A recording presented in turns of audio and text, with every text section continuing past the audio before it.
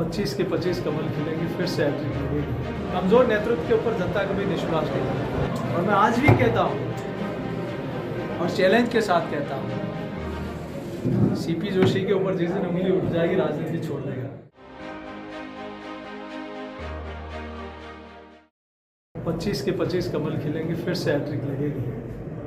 25 ही सीटें भारतीय जनता पार्टी की झोली में जाने वाली है। मोदी साथ राजस्थान की जनता ने फिर से नरेंद्र मोदी जी और भारतीय जनता पार्टी के ऊपर विश्वास किया है।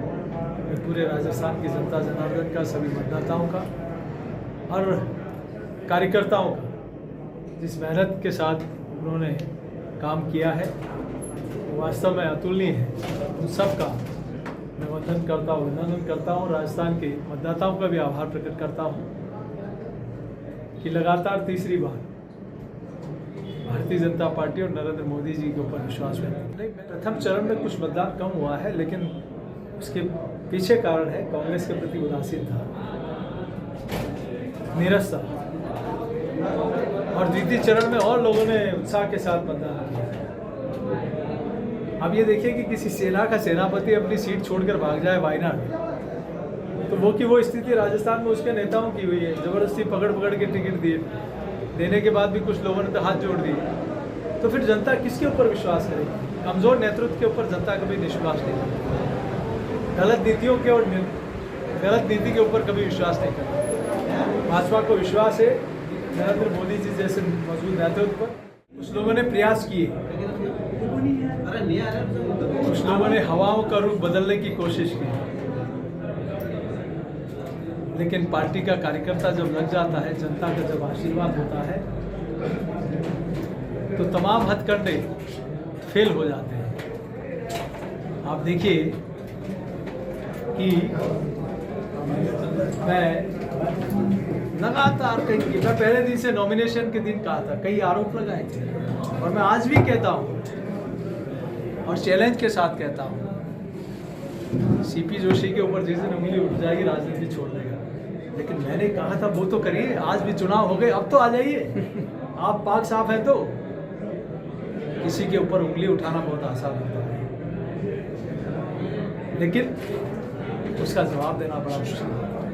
राम राज्य की कल्पना कर रहे हैं, कोई अकबर महान के कहने वाले लोग हैं क्या हम बाबर महान कहेंगे हिंदुस्तान में, जिसने हमारे मंदिरों को, संस्कृति को, सभ्यताओं को, महिलाओं के साथ दुर्व्यवहार किया, और हम राम राज्य की कल्पना कर रहे हैं, और वही मोदी जी के शासन में हुआ है। तो जय श्री राम बोलने में क्या हर्ज हो सकता है? राम राज्य की कल्पना को लेकर काम कर रहे हैं, हर व्यक्ति की खुशहाली और समृद्धि हो। और कांग्रेस ने देश को तोड़ने वाले काम किए, धर्म, समुदाय, पंथ के आधार पर काम किए।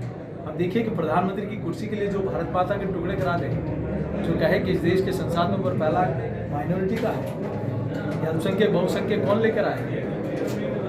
ये कौन थे जो कांग्रेस के नेता पाकिस्तान के हुक्मरानों के पांव पकड़ के आए कि हमें मोदी को हटाने के लिए सहयोग करिए?